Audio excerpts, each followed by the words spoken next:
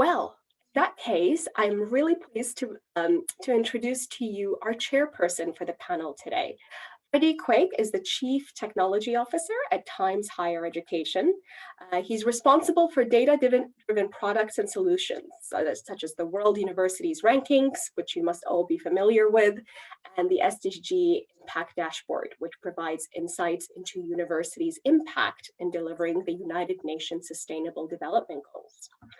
He is a disruptive, networked, and agile leader. He is highly experienced and multiple award-winning global technology leader who has worked in Singapore, the US, the UK, across automotive, higher education, publishing, loyalty, insurance, travel, financial services industries. So he's quite experienced across the globe in multiple industries. As a consequence of COVID-19, he has also become an ambassador for Project Global Impact, and I'm hoping that he'll be able to tell you a little bit about that later. He has a Master's of Science from the London School of Economics and the Henley Business School, and he's an alumni of Oxford University as well.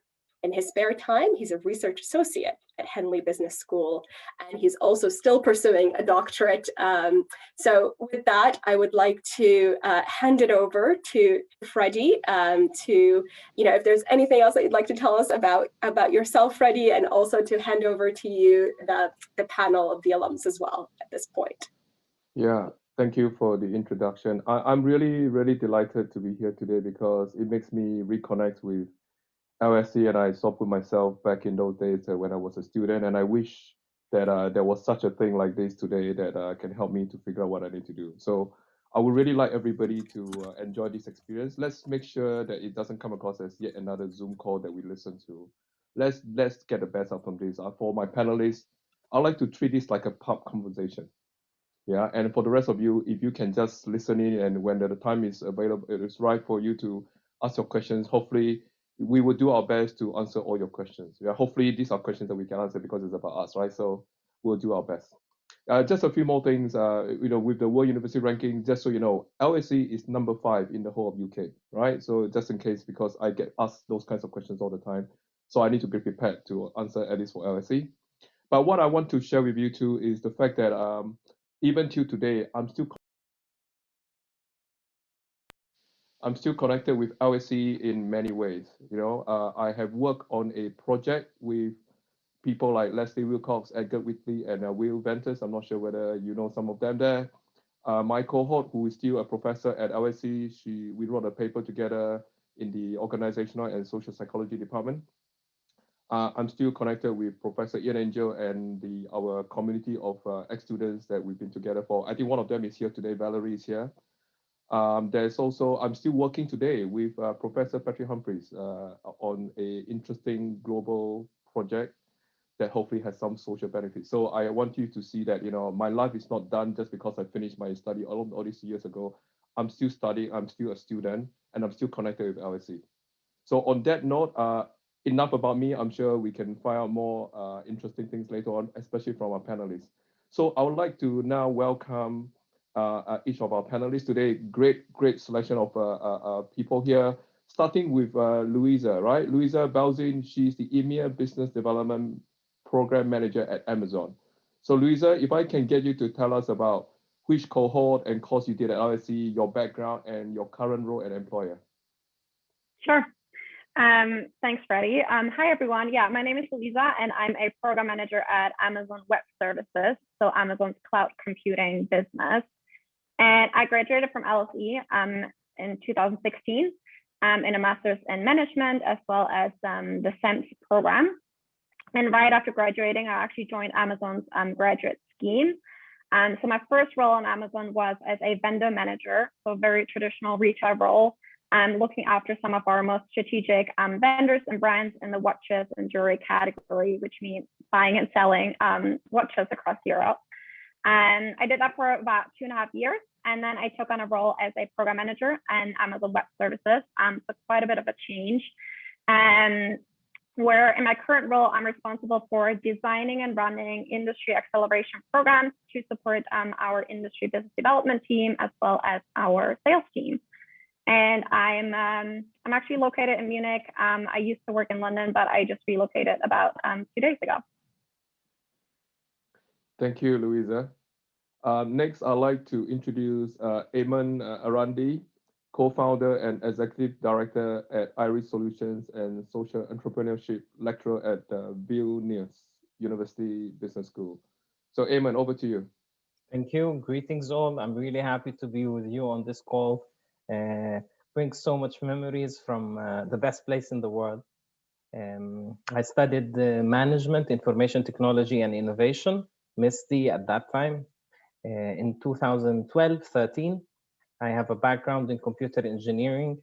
And after my graduation, I started a small business in technology and worked with foundations and organizations that works with entrepreneurs and startups. Most importantly, with the Hull Price Foundation.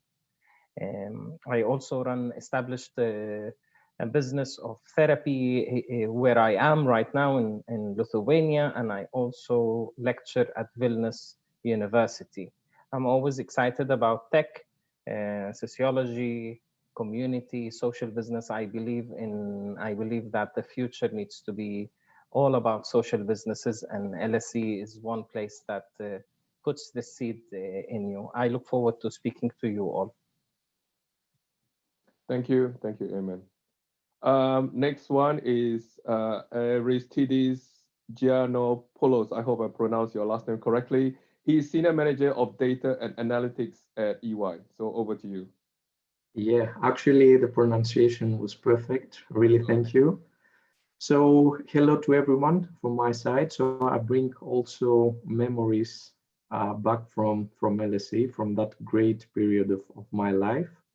First of all, I would like also to congratulate from my side the team for organizing this event in such an efficient way. As you said, I'm Aristidis Giannopoulos. I have studied informatics at the University of Piraeus in Greece, and I continued my studies at a master level at LSE on analysis, design, and management of information systems during 2008-2009. The so-called ADMIS. Some of you might remember this name. So upon completing my studies, I started my career on consulting. That was back in 2011, in which I work until today. Having changed 3 organizations up to now, currently I'm with EY for the last 6 years, based in Athens, Greece. And having the role of the senior manager, as Freddie said, on data and analytics space. So in Greece, in Athens, we have managed to build a center of excellence for data and analytics, and we managed to serve a series of 31 countries. So we are executing projects not just for Greece, but also for a series of countries within our region. Just briefly, what I am doing as part of data and analytics, and I'll try to describe it in a bit simplistic approach. So we live in a world that we are surrounded by huge volumes of data. Data is produced constantly by an increasing number of sources. We have typical sources of structured data, like a typical customer databases. And we are adding on top of that additional unconventional sources of big volumes of data and of unstructured type, such as text, image, voice, etc. So as part of data and analytics, we combine all this data and we manage them in a proper way in order to enable easier analysis. And why do we need to do that? Because easier analysis ensures that what we call an informed decision. So decisions that are driven by facts, not by intuition or by gut feeling. So one additional aspect is that big volumes of data may reveal patterns that can lead to additional hidden insights that enable organizations to optimize various business aspects, something which is even more important in periods of crisis like the one that we live. So briefly, this is what I'm doing. Hope this was helpful, and I'm passing back to you, Freddie. Yes, thank you, Aristidis. And last but not least, if I can introduce Nina Mohanty. I think previously you were strategy expansion at Klarna. You're a woman in FinTech Power List, Tech Woman 100 recipient. Great, great, great pedigree there. Nina, I'm going to let you tell us more about what you're doing these days, yeah? Yeah, thank you so much for having me today. Very excited to be here with you all. Thank you for giving us your evening. As you can probably tell from my accent, I am American. Unfortunately, I am not in Central Park in New York City. I'm actually in East London, but I grew up in the Silicon Valley. So I grew up around tech everywhere. My parents were both engineers in the dot-com boom. My mother actually worked for Hewlett Packard for most of her career. And therefore, naturally, I did not want to work in tech. I ran in the opposite direction as fast as I could. And in fact, I wanted to work for the CIA when I was in uni. Unfortunately, that didn't pan out. But I did pursue the double master's degree with LSE and VU. So I did a SEMS double master's in management, which was a really lovely time. And yeah, I echo what everyone said about missing it and wanting to go back. I constantly think about it. I actually just FaceTimed with one of my girlfriends from my cohort who's now living in Morocco. So lots of great connections there. My career in the UK thus far has been in fintech, which I can't for the life of me imagine why is becoming very, very popular, and is actually something I never thought I'd work in, the intersection of financial services and technology. But for better or for worse, it touches every aspect of our lives as we operate through the world, as we live and breathe. And so it's a very exciting industry to work in. I worked at MasterCard. I helped launch the current account at Starling Bank, for those of you that know it. I worked for an open banking platform, and I now work for the Swedish fintech company Klarna, which apparently we are now valued at $31 billion. So I should ask for a pay rise, I think. So that's me, but thank you so much for having me, and I look forward to this conversation. Thank you. Thank you for all the introductions. So let's get the conversation going, yeah? Now, everybody has different ways of why and how they get into what they do, especially in this tech and digital world that we live in. And each of you have done a course at LSE. So I'd like to find out from you, how relevant is the course you have done to your current role or career choice so far, right? And the reason why this question is being asked is because many of you have come here today probably thinking already about what you want to do next. So it will be great to hear from people who have been there already, to reflect back and see how they might be able to offer some advice or help in that sense, yeah? So can I get Louisa to answer that question first? Sure. Right. So as I said, I did a master's in management, and now I work for essentially an IT vendor. I think what's really applicable when you have a business or management background, right, is a few years ago, IT used to be quite let's say more of a support function in enterprises. Nowadays, technology is an enabler to deliver business outcomes. Right. So in my current role, I need to be able to understand how an organization works, what stakeholders care about, what the business decision makers care about, right? What does the head of marketing care about, the head of customer experience, to then work backwards from that to see how can technology actually help them deliver on their outcomes. So having, let's say, that business background rather than a computer science or anything alike background does come in very handy now that the focus around technology has shifted a lot. And the second thing I'd say I've learned from my program, I don't know if there are any MIM students here. Nina probably knows this. There was this term critical thinking that our professors just really preached to us over and over and over again, to the point where I was really like, what's up with this term, right? Like, I understand we need to be critical, but only when I really started my first role, I can see how, being a critical thinker did set me apart from some of my peers. Just being bold and keep asking the question, why are we making a certain decision? Do we have the data to support that? yeah, just asking why. I think it's actually a really, really good skill to have when you need to solve a problem. Thank you. This is great, Louisa. Ayman, what about you? Well, I remember going through the courses. Some of them I got from through the lectures. Some of them I got after doing the exams, and some is still coming up till today. The concepts that you are exposed throughout your studies is something that you would carry throughout your life personally and through the career. With my first degree in computer engineering and with the heart and the mentality of engineer, I discovered through my course that there is this human aspect to technology. There is when you mix technology and society, then you have different challenges that you need to take care of. How technology merges with organizations, with institutions, that brings the friction that is the real challenge. As an engineer or as a programmer, I've always approached the software from a coding perspective, and suddenly this huge perspective came into light, where it's the software is the tool, where the interaction is the real challenge, is the real fix, or the real that can make or break.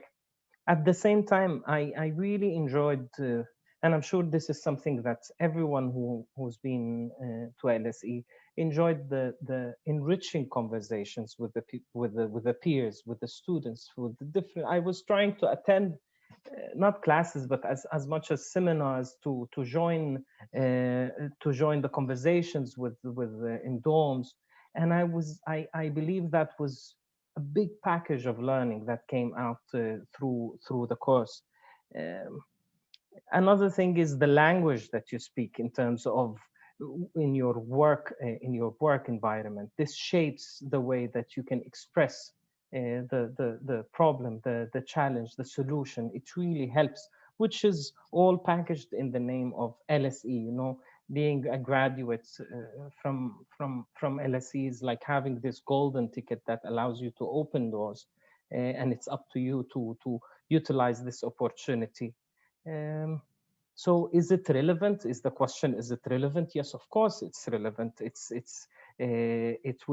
will keep going, being relevant, and it's up to you to keep updating your knowledge and keep refining it. And lastly, I would close with the main concept which connects to critical thinking is the argument and the counter argument, which is a skill. If you get, then suddenly the whole world have you can approach it, you can touch it from a different perspective, learning the argument and the counter argument, which is in every chapter, in every curriculum that we get in the uni. Thank you, Ayman. This is great. Aristidis, what about you? Yeah, so Ayman, that was really a very, it was very close to what I strongly believe from my side as well. So I will jump back from my side as well to LSE life. I remember during the first period of my studies at LSE, as I said, I was studying information systems. And I remember that part of the bibliography was related to social aspects, referring even to Aristotle. And at the beginning, I was wondering, what am I doing here? Why don't we deal with technology? What's all of this that we're currently doing? So that was a bit strange in the beginning, but actually we were dealing with technology, but I was not able to understand initially at that point, because it was from a different perspective, from a different angle.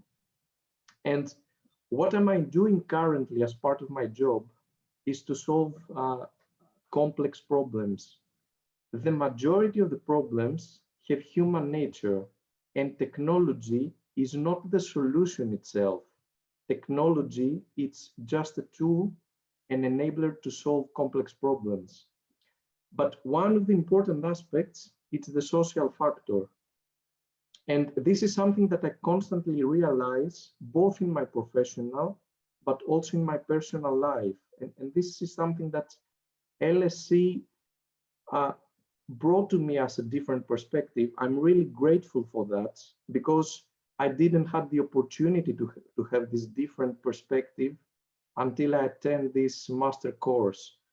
And if I have to pass a message today, is that all of you should be open to the different perspective that our school offers. And I'm really sure that you will find them useful both in your personal, but also in your professional life. So that's it from me, Freddie. Thank you. And Nina, over to you for your words of wisdom. Oh gosh. Okay. So conscious that this is a group of Department of Management students, but maybe zooming out altogether. I'm going to sound like an LSE brochure. I mean, you're already at the school, so I don't need to convince you to go to the school. But you know, the school's motto is rerum cognoscere causas, meaning to know the causes of things. And people ask me a lot why I chose to do a master's in management instead of an MBA.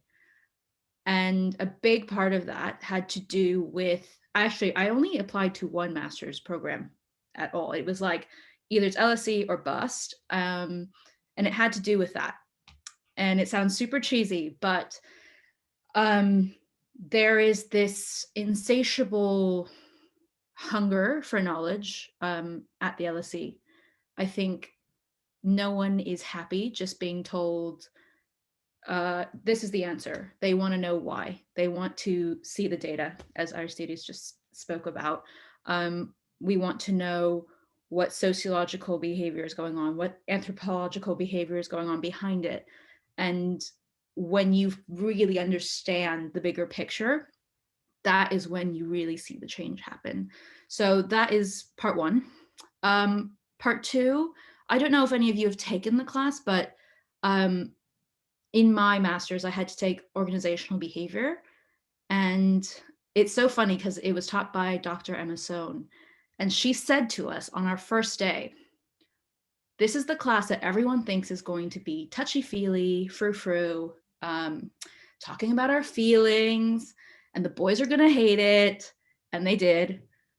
But she said, I guarantee all of you will come back to me if you do come back, and you will say, I wish I had paid attention in organizational behavior.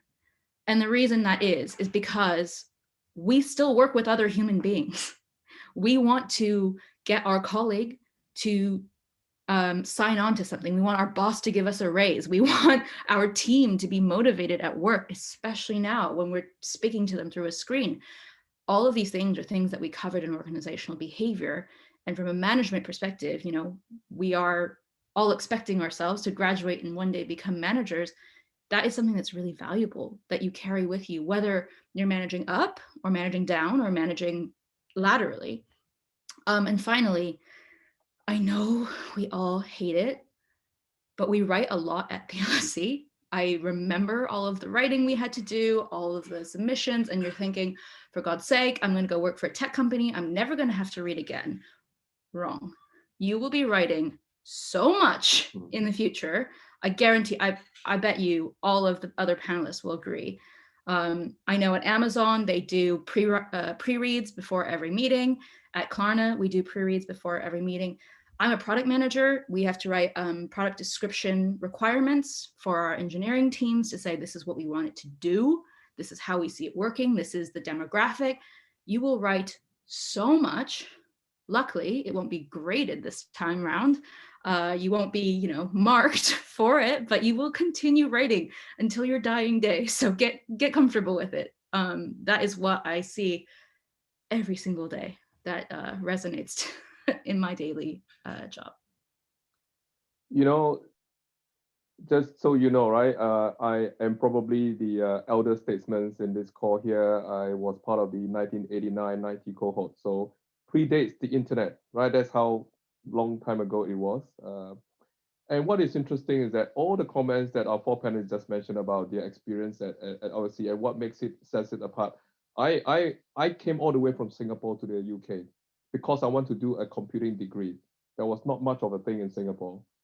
And why did I come to LSE? And I asked myself that question because before that I was somewhere else. I learned a programming language, but I came to LSE. I was not asked to do any programming. I was like, why am I here? But I think the key common thread since those days until now has been that social element, right? And I think this is something that this is our message to all of you. You have come to LSE for a reason that sets itself apart from everywhere else, right? Understanding the social impact implication of what we do with technology is so, so important. Yes, when I was doing the course, I didn't feel that it was directly relevant to my first job, which we'll be talking about in a moment.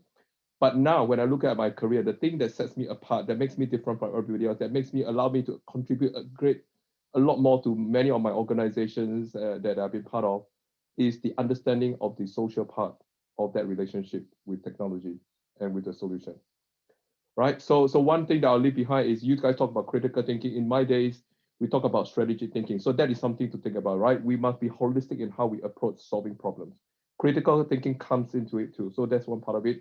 The other thing to share with you, something I learned during those days, it keeps being challenge of ours, and we ask ourselves this question: what does the law of requisite variety mean? Have you heard of this phrase? Have you heard of this law? Right. So if you think about today's world, understanding diversity, let that be part of that solution that you're looking to find to answer those questions. So I'll leave that with you. So thank you to the panelists for answering this first question. We're on a journey, so I want to take you through the journey. So the next part of the journey is, how do our panelists get their first job, right? How did they find the first job? And how did they find the companies and roles that they want to apply to, right? So I'm going to mix it up a little bit. Aristidis, why don't you go first?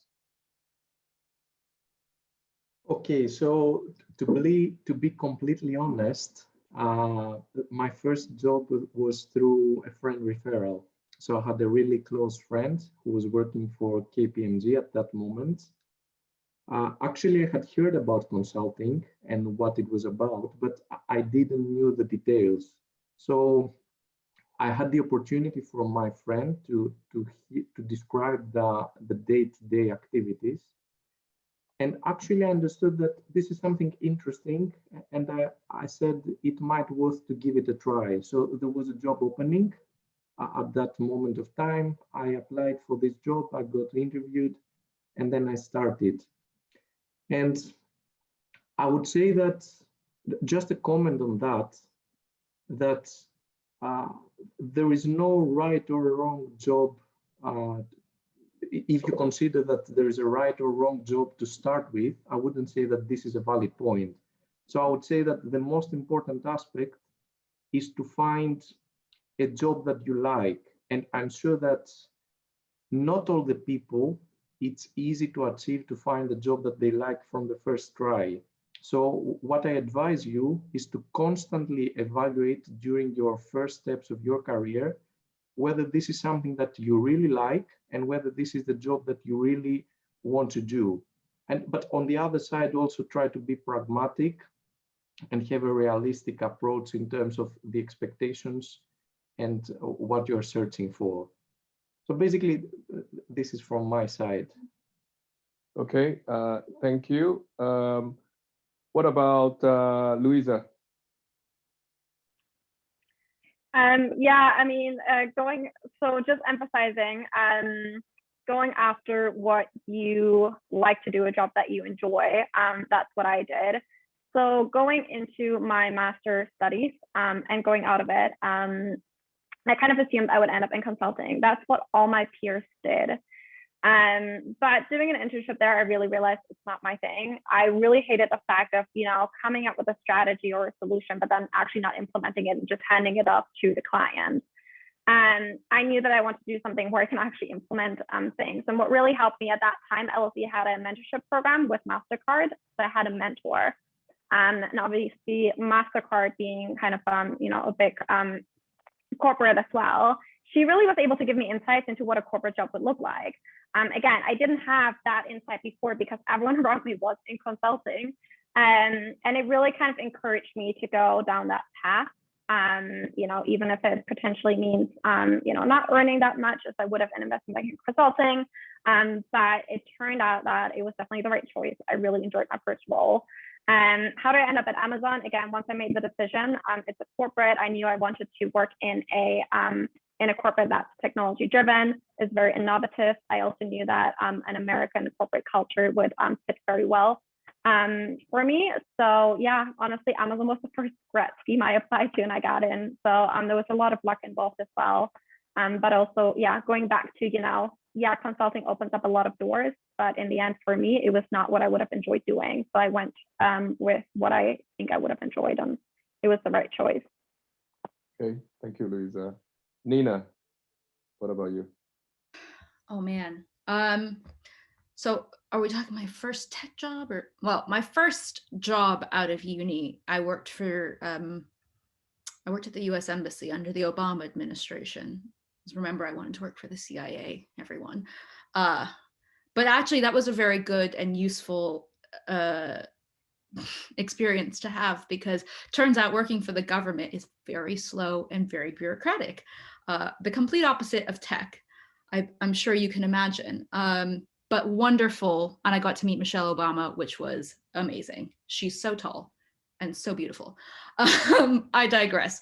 My first job out of tech, much like Aristidis, much like Louisa, I think, especially when I graduated, there was this feel, and there's trends that, every few years people are into very specific things.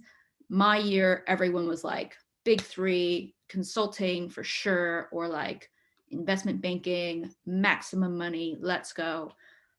And I had no idea what I wanted to do.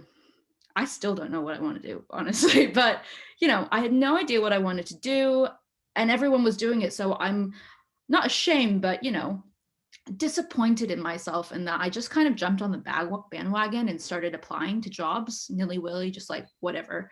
They have a grad scheme, I'm applying. I actually applied to like so many banks, and I have like a whole folder to this day to keep me humble of just all the rejection letters that I got. One of the banks rejected me in less than 12 hours. I don't even think they looked at my CV. But I got very, very lucky in that I think I'm someone who really thrives in a different interview environment. And so by way of LSE careers, actually, I was introduced to this woman at MasterCard, which is where my first fintech job came from. And she said, oh, why don't you come along and interview for this role?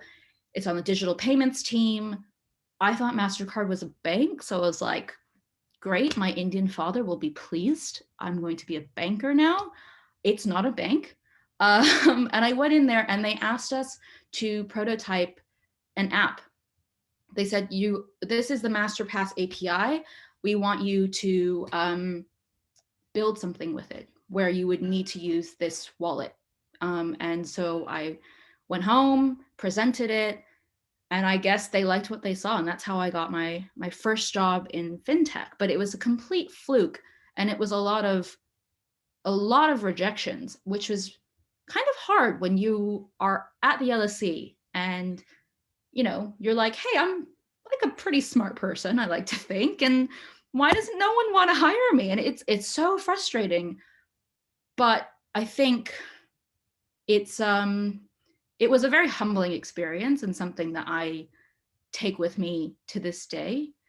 Even when I interview candidates, the way that I interview them is very much keeping in mind all of the past experiences that I had, and really trying to understand their motivations. And you can tell when someone doesn't know what they want to do or why they want the job. So don't just apply to consulting because everyone's doing it, because I'm sure I probably came across as someone who had no idea why I was applying. That's my 2 cents. Thank you, Nina. Ayman, you're on mute. Okay, I remember the days where I was seeing everyone around me applying for jobs, and for some reason I was missing out on this. I don't know why. I had, but at the same time, I remember clearly, I had the idea at that time to establish a business, just that in a chaotic way, not organized way. And I was between this decision of, okay, let's find this job, maybe in the UK, settle in, to try to get into consultancy. This is what you are made for. This is what the course is preparing you for. And this is what your family wants, and this is what everyone is telling you to do. But at the same time, the way I managed to make peace with myself and save all the time of applying for jobs instead of going with friends out is I said to myself, I will give this idea a year. I want to go back home in Palestine or Palestine. I'm going to give it a year. If this works, I'll continue. If it does not, then let's open all these connections. Let's get the degree out, and let's try to apply. And I've set a very clear deadline with myself, with clear KPIs. If the company or the startup is doing 1, 2, 3 within the next 12 months, then we'll give it another year. If it works, we'll give it another year. And that was the deal I've managed to cut with myself, because the amount of pressure and the amount of FOMO that you have, that why the hell you're not either not landing a job or you're not applying for a job. And luckily it worked out. It was not easy. It was not. Of course, there are moments where I hit myself on the head and say, why the hell I'm putting myself into building a business? What I can make double, triple what I'm making and work maybe less and feel comfortable. But at the end, I've always been fascinated by the idea of building something and offering it that solves a problem, and along with the idea that I can sleep in the morning and I don't have an alarm. And these two ideas, when they came together, it worked out. And now I am in the field of building social businesses, which turned out to be great. Thank you, Ayman. Now, this next question is for any of the panelists because it's related to the above. Yeah, how important is it to find the right first job? So not everybody, if you all have a view on this, can you please jump in? Who would like to go first to answer that question? How important is it? Because we all think that I can jump in, right? Since I changed industries quite a bit. My personal opinion is it doesn't really matter. I believe in two-way door decisions. Just because you made a decision once doesn't mean that you can't revert it or go down a different path. So yeah, I started in a very traditional retail role, and it felt right at that point, and I really enjoyed doing that. But after 2.5 years, I took a step back and I was like, okay, if I continue my career here, right, what would be the role to be at the next level? Do I want to be a category manager? And I was like, no, I actually don't. And that's when I started exploring other opportunities. And yeah, I mean, the role really enabled me to, I guess, see a little bit of what technology can do in the e-commerce space. So that got me interested. And yeah, obviously, Amazon Web Services is in a really super interesting industry. But obviously, I didn't have any technology background, right? So not all roles were accessible to me. But I did find a path in. It's not, and I'm going to be honest, it's not my dream role, but it's going to get me to my dream role, right? Now that I have 2 years of experience, a lot of other options are now available to me, which is great. So I think going back to what we said initially, right? If you choose a job, make sure that it's something you enjoy. Make sure that it's something where you continue to learn, but never think that, because you took a certain job, that is going to stop you from completely switching into something else. I think as a management student, you are quite broad in your setup. You have very broad skill set. And yeah, I honestly believe in your first few years, it's all around exploring rather than having that 5 to 10 year plan. Thank you, Louisa. Anyone else? I definitely echo that. I thought immediately of my best childhood friend. Her father was like the managing tax partner for PwC, and like she has 2 brothers that are also accountants, and she's an accountant. And like she just knew. We were 10 years old, and she knew, like, I'm going to be an accountant. Like that is what she wanted to do with her life. And wow, I wish I knew that was what I want. You know, like I wish I had that like inner drive. Like, you are going to be an accountant. So if you want to be an accountant and your goal is to be like the managing partner at a tax firm, then yes, I suppose your first job does matter. And that's what she did. And she joined PwC, and she's working her way up. If you want to be a lawyer, that probably something similar, a doctor. But as I said, my first job was working for the US government. And I have huge respect for the US government, but it wasn't right for me. And that was a really good lesson to learn. And it taught me a lot about myself and like detail orientation. I am not a detail oriented person at all. I learned that very, very quickly. And it was good to learn that strength so I don't go putting it on my CV and signing myself up for a job where they want someone who's detail oriented, right? So I think we all need to be a bit more forgiving to ourselves on our first job sometimes. Yeah, I think we're going to, by the way, pause for a moment just to take some questions. Yeah, but if I may sort of say a few words about these two, just so you know, although I asked a question about the right first job, I had a few number of different roles, which is why I explore different industries. And I'll tell you this, yeah, every time when you think about finding that job, no matter whether you are starting your journey or where I am right now, where I'm established with all kinds of opportunities, it never stops you from being human. You will always have that anxiety, and it's okay. But one advice that I've been given, which I'm therefore giving to you, is that because of the strategic thinking and the critical thinking that you have learned from LSE, or you will be learning from LSE, use that to your best advantage. So the advice given to me was, you know your situation best, nobody else does. So there isn't such a thing as the right answer. But one thing that's really important is never be desperate for a job unless you have very good reasons. Otherwise, you'll end up in the wrong place. Okay, so it's really, really important.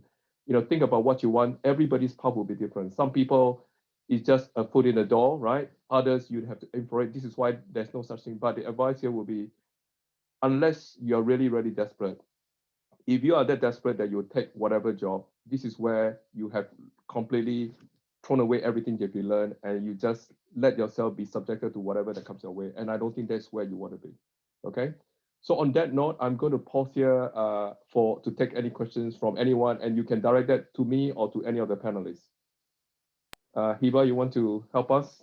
Yes, absolutely.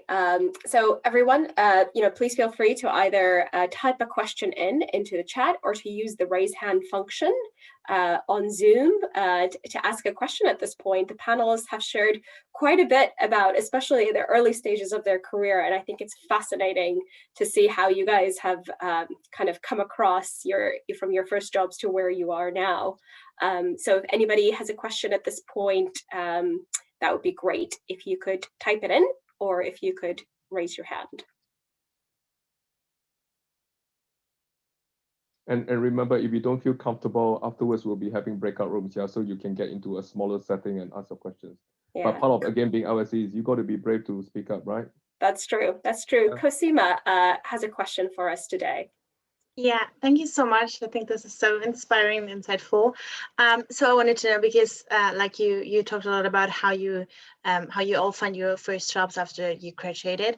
And for me, what is quite hard is like knowing beforehand what a job will look like. So I mean, of course, you can talk to many people, but for me, the question is how can you, or what is the best way to really get insights in how the work will look like, and whether the everyday kind of routine in the work will suit you and your skills, kind of. Great question. Okay. Panelists, anyone wants to take that one? If I may, maybe I can start with that. So what you can do, and what I suggest from my side, is attending similar events like this. So it will give to you some insights. So start learning from whoever that is out there in the market. Also, start building and investigating within your network of contacts. So discussing with friends, investigate any other people within the network, and searching within your network, you will find opportunities and you will listen things that might be interesting that you couldn't imagine that you could find such relevant information. And of course, reading companies' sites, reading on the internet, on various forums. And I think one of the most important things to conclude, I think it's the internship. So trying to get an internship within a company within a small period, I think it's the best way to practically test what you will do in such a company or in such a sector or in such a role. So that's the advice from my side. Thank you. Ayman, you want to say something too? I wanted to comment that it's very easy to slide in overthinking such a thing, which applies for which job, which career, which company, which department. And the truth, I believe, which applies to so many things, you can never know. And we as human beings, unfortunately, we only can know what we don't want. And that happens after we try. So in your early career, there is this space which allows you to explore, because the more you advance in your career and the more you advance in your life, the risk will be getting higher. This is the time after you graduate, is to try to explore, to make mistakes. I remember when I graduated from my first university, from my bachelor, in 3 years, I switched 11 jobs. I was just jumping from one company, from one position to another. I was trying to find what exactly I want, and I discovered this basic, easy equation. I can only know what I don't want. So trial and error. Don't be too scared of this. Don't overthink it. It will end up fine, because simply you have a big advantage over so many graduates around the world and so many people around the world with your degree. So feel confident about it, and it's fine if you don't get exactly what you think or what you dream at the beginning. I don't think there is anything perfect in anything that we want in life. So take it easy. That's my 2 cents on that. Thank you. Can I just so quickly add? I think a lot of us always think about, well, what is it that I enjoy doing? And you might not know it, right? If there's a certain task or a job you've never done, how do you know if you enjoy it?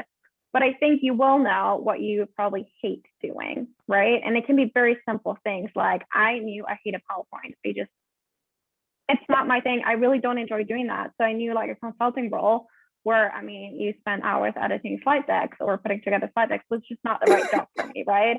So I think I would rather go from the perspective and write down, what are your deal breakers? What are the tasks that you're doing, even in your studies right now, that you really don't enjoy? And I think that will help you filter it out. And the second thing is, I know you said, I know, I need to talk to people. You do. You really need to go around and have coffee chats. And I did that, and I asked people, it's like, okay, describe me, like, what does a day in your job look like? Because when you ask people what is their job, they pretty much they just give you like a job description, which you can find on a company's website, which doesn't tell you anything, honestly. It's a lot of wishy-washy words. But if you really ask them, it's like, okay, like from morning till evening, what does a typical day look like? I think you get a way better idea of what the actual tasks are. And that has helped me a lot. Thank you. Cool. Any other questions? Can I just quickly add to that? Like, just practically speaking, we live in a world where there's so much information now. Glassdoor is going to be your best friend when you're looking for a job. People, I mean, this is Glassdoor, and like salary.com, I think, is the other one. Not just in terms of what's the role going to be like, but how much you expect to be paid from this organization. And, the reviews, for those of you looking to get into startup land, take those reviews seriously, because that is a very important thing, what past employees have to say after they leave. And just the other thing, like, you are at the LSE. You have a massive network of people. Something that I do if I'm interested in talking to someone, and actually, I mean, you're doing your research, right? If you're interested in a role, I will just real talk with you right now. I would say 90% of jobs are overselling it in the job description. Like, nothing is ever going to really, they're going to be like, you're going to travel all the time and you're going to like fly first class and all of this, and you're going to go to this and that. And it's like, no, that's not the case at all. Most jobs are going to oversell it to you. So first have that in the back of your mind. Then the second thing is to figure out, okay, who's on this team? What's a lateral position? Who would know the hiring manager? And, you know, slide into their DMs, like connect with them on LinkedIn. Always, always, always, always add a note. If you're connecting with someone on LinkedIn, give them the context for why you are connecting with them. But more often than not, when I've done it, I just say like, hey, I'm applying for this job. I'd love to just get your insight. People are really happy to talk about their role, and they can tell you like, oh yeah, actually, that's actually more of a Excel spreadsheet kind of role. So if that's not what you're into, don't apply. Great. There you go. You've done your research. And so that's going to be really helpful for you when you start applying for jobs. Yep. It always makes me really happy when alums give out the same advice that I do at your careers appointments. So thank you guys for that. You're clearly LSE alums because you've been to an appointment with a careers consultant who told you that. And I just want to reiterate this point now as well in this, you know, in this COVID world or in this global pandemic world where the majority of our networking is being done virtually. All of you guys have access now to pretty much anyone across the globe, and especially through the LSE network and the LSE Alumni Network, which is at your fingertips through LinkedIn. So I'd encourage all of you to have these coffee chats, which, you know, that the professional name that we use is informational interviews, but it's much nicer to call them coffee chats actually, because people will be more likely to accept them. So thank you for all of those advice. Any other questions from you guys? Please feel free to raise your hand or type them in. Angelica. Yeah, thank you. Thank you all for all the insights. It's been great, so much energy as well. My question will be, I think being management students, we have a lot of soft skills behind us, but what were some of the hard skills that maybe you wish you learned while you were applying for a job, or maybe you wish like you learned before, or like just to be more prepared, you know, maybe like coding or anything else that you can think of? Thanks. My answer is really short: SQL. In a world where, you know, there's a lot of data, being able to access that data and generate reports, I had to learn that on the job. I wish I would have learned that beforehand. During my admin course, I did SQL and I did pretty well. So that's a good skill. Yeah, you're right. Anyone else?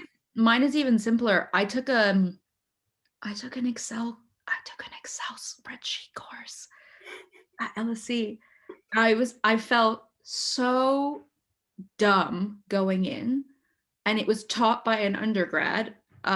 Like, well, back when we could go into the classrooms, it was like, I can't even remember where it was, but I was constantly like, excuse me, I have a question.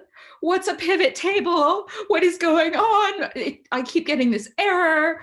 And I felt so dumb, but I went every week and I did the practice exercises. And, you know, my colleagues would laugh at me because they're just like, you should know how to do this already. Funnily enough, when you're studying war, they don't really care as much about Excel spreadsheet skills, but it was really useful. And now, like, I'm working on a new project of my own where I'm having to create a financial model for myself. And I'm like, oh, thank goodness to myself, and thank goodness to that undergrad who was very patient with me through all of the Excel spreadsheet lessons. Yeah. Cool. Thank you so much. Yeah. Thank you, guys. Freddie, would you like to ask some more questions? Yes, I do. I would like to ask two more questions before we break into the breakout rooms. Yeah. So the next one is going to be much more personal to each of the panelists. I will start with Ayman. Right, Ayman, you are somebody who has worked for companies before, and then you decided to work for yourself. So I think that is an interesting story to tell. Would you like to tell us the key differences, and would you recommend it to everybody else? Building a startup or building a business is one of the hardest things to do. I think the information about entrepreneurship and the buzz about entrepreneurship is enough. I will not be promoting this throughout my what I would be sharing, but I can say that it's a self-exploring journey. The challenges are tougher, yet the risk is higher. Yet the profits, the yield, the revenues is also higher. But I can share again. I shared a bit of my story in terms of wanting to build something, seeing a problem on the ground and trying to address it. Currently, my company designs relaxation therapy rooms for schools, kindergartens, and rehabilitation centers and hospitals. It's what environments called sensory environments. And it's combines which something that everyone touched on. You want to look for something that you like, you are good with, and it's meaningful and it can be solved, which is a concept, ikigai. If you can combine these things, whether in a job or in your business, I think you hit the best place that you can do. Something that you like, something that you're good with, something that has a value and it can be sold. What else to share finally? Social business is the key. Think and even it doesn't mean only for people who wants to start a business, but also look at your career and look at your job that you're doing. Is it doing something for real? Is it improving people's life? Is the contribution, all this mental power that you're doing, all the time that you're spending, is it improving the world state? At a very simple level and at the max level, it will give you this satisfaction, allows you to, at the end of the day, to feel good about yourself, which is a nice feeling, you know, to pat yourself on the back saying, okay, I'm leaving the world in a better state, which I think it values a lot to some people. Yeah. Thank you. Nina, you next. I noticed that you've been doing a number of volunteering work. I'm like wondering how the hell would you have time, let alone with a day job, to do other stuff? So could you tell us what they are, why you chose them, and how do you find time on top of a day job? Yeah, so I actually sit on the steering committee of a charity called the Joint Refugee Action Network, working with refugees, and lots of other charities, local government groups that work with refugees. I also work with the First Love Foundation Food Bank here in East London. I think it's no surprise to anyone that this pandemic has really hit people very hard. And so actually they've seen a 600% increase in people coming to get food from food banks. And then I do a lot of other stuff, but one of my favorite charities that I work with is called I Can Be. And that is, it was actually founded by an LSE student called Lamorna. And it is a program where they bring underprivileged girls around age 6 to 7 to meet women working in non-stereotypical professions. So they will go meet a woman police officer or a firefighter or a female CEO, whatever, right? And it's really great for them because a lot of the times their background, they are just kind of used to seeing women as being mothers or wives. And so it's nice to give them access to be something else.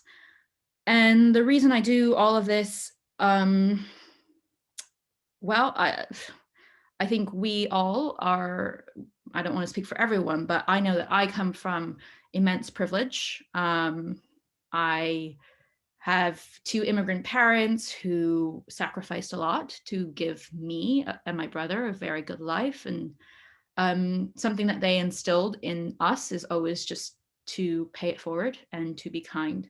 So that's a big part of it. But I think also, I mean, if I was being really capitalistic about it, a lot of people overlook certain demographics. It's really easy to overlook people who are low income. It's very easy to overlook women and write them off. And actually, you know, it's been proven through many studies that having more women on your board means that you're likely to be more profitable.